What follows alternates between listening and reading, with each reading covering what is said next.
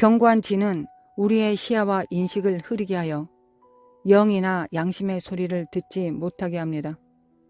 견고한 진은 우리의 마음을 어둡게 하고 영혼을 가두며 영적 시력을 흐리게 만듭니다.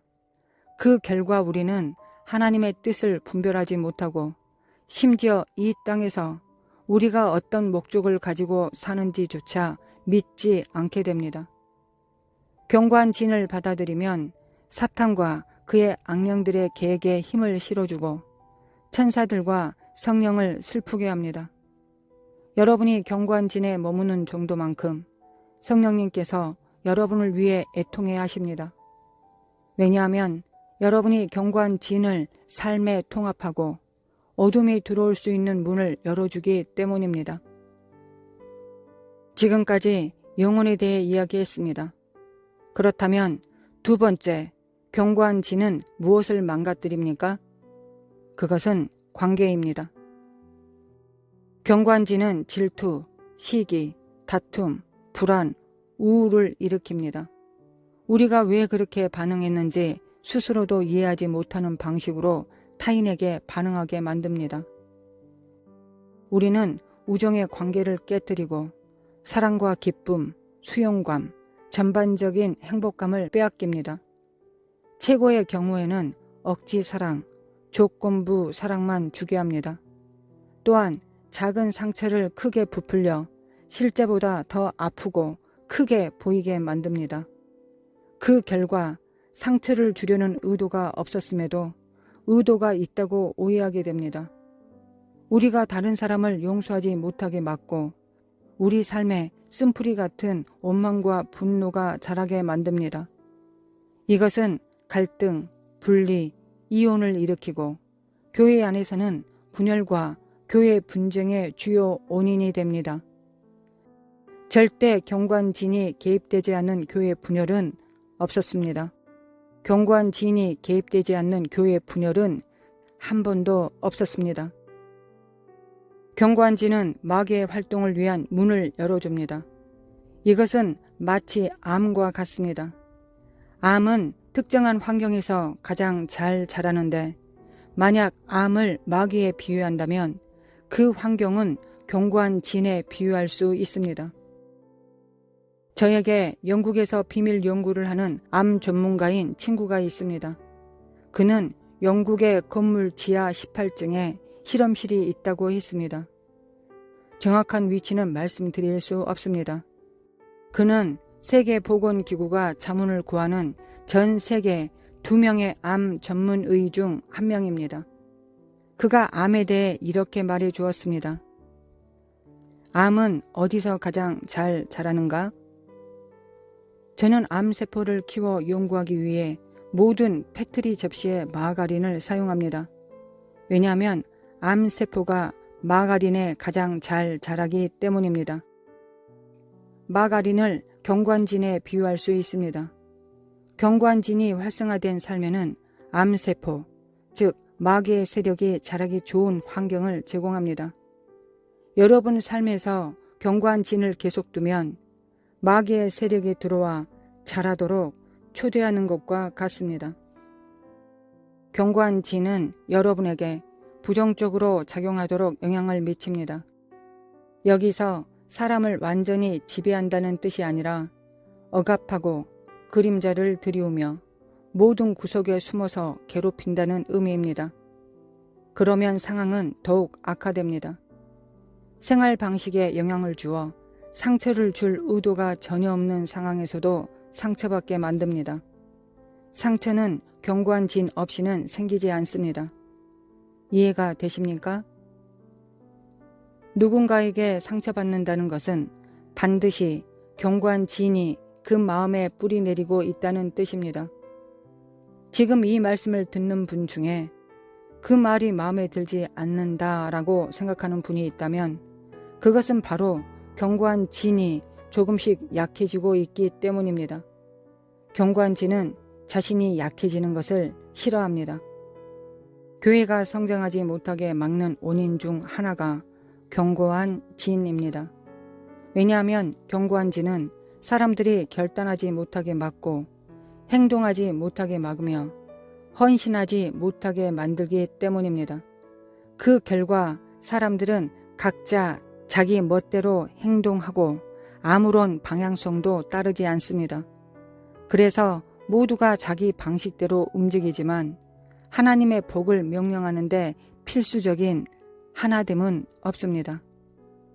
하나됨은 견고한 진이 무너질 때 생기는 결과입니다. 견고한 진이 무너지기 전에는 비전을 세우고 하나님께서 주신 비전이 명확해도 아무 일도 일어나지 않습니다. 왜냐하면 사람들이 견고한 진을 무너지게 하지 않기 때문입니다. 성경의 여호사밧을 보십시오. 그는 여호와 보시기에 옳은 일을 했습니다. 아합을 따르지 않고 다윗을 따랐으며 하나님께서 원하시는 모든 일을 했고 그 당시 이스라엘이 어느 정도 번영하기 시작했습니다. 하지만 성경은 이렇게 말합니다. 그러나 백성의 마음이 아직 하나님을 섬기기로 굳게 결심하지 아니하였으므로 온전히 번성하지 못하였더라. 여호사밧은 하나님께서 명하신 모든 일을 시행했고 하나님께서 주신 비전을 실행했지만 백성들은 여전히 하나님을 섬길 마음이 없었습니다. 우리는 이것이 목사님 문제라고 생각하지만 그렇지 않습니다. 물론 목사님이 해야 할 일들이 있고 저 역시 제 사역에서 해야 할 일이 있으며 모든 목회자들도 마찬가지입니다. 이것은 변하지 않는 사실입니다. 하지만 목사님이 하나님께서 말씀하신 모든 일을 한다 해도 사람들이 일할 마음이 없다면 아무 일도 일어나지 않습니다. 느헤미야가 성벽을 쌓았을 때 하나님께서는 느헤미야에게 말씀하셨습니다. 내가 그들의 마음에 일하고 싶은 마음을 두리라. 다윗에게도 하나님께서 말씀하셨습니다. 기름 부음을 받는 날에 백성이 일할 마음을 가질 것이다. 견고한 진은 백성들이 일할 마음을 갖지 못하게 막습니다.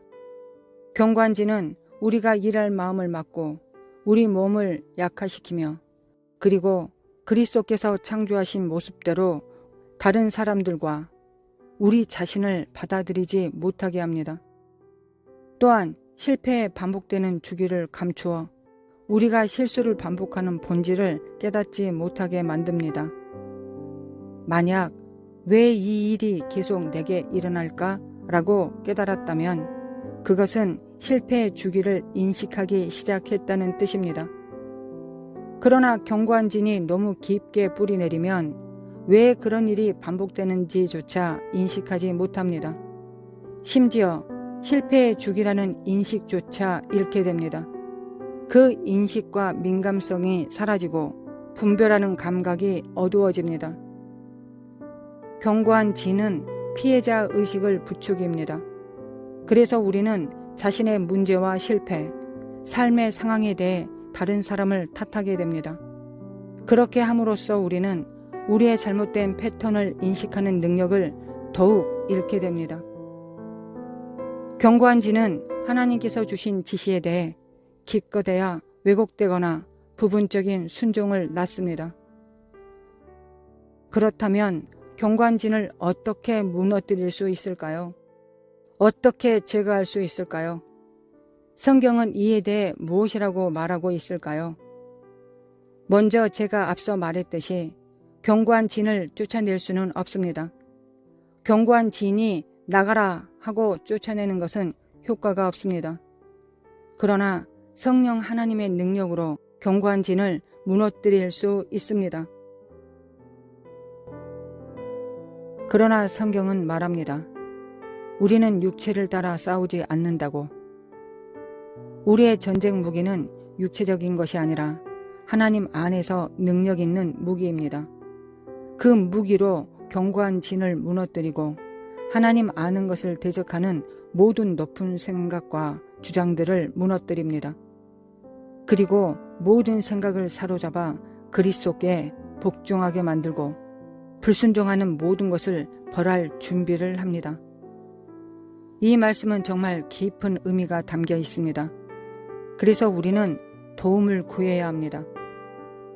하나님 아버지, 원수 마귀가 우리가 깨닫지 못하게 하는 것을 깨닫게 하시고 우리의 시야를 흐리는 것을 보게 하소서. 주님, 경관진들을 무너뜨릴 수 있도록 도와주소서.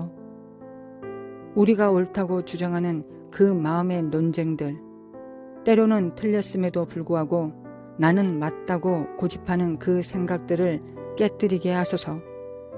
우리는 육체를 따라 싸우지만 진짜 싸움은 영을 따라 싸워야 함을 깨닫게 하소서.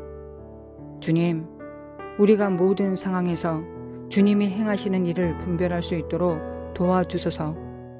예수 그리스도의 이름으로 기도합니다. 아멘. 사도 바울은 에베소서 4장에서 우리는 이전의 옛 행실을 벗어버려야 한다고 말씀합니다. 즉, 성장하고 성숙함에 따라 과거에 붙들었던 것들을 놓아야 한다고 말씀하셨습니다. 저의 기도는 이 메시지의 끝까지 우리 각자가 내려놓아야 할 문제들을 깨닫고 오늘 이 아침 이후로는 그것들을 더 이상 짊어지지 않는 삶을 시작하는 것입니다.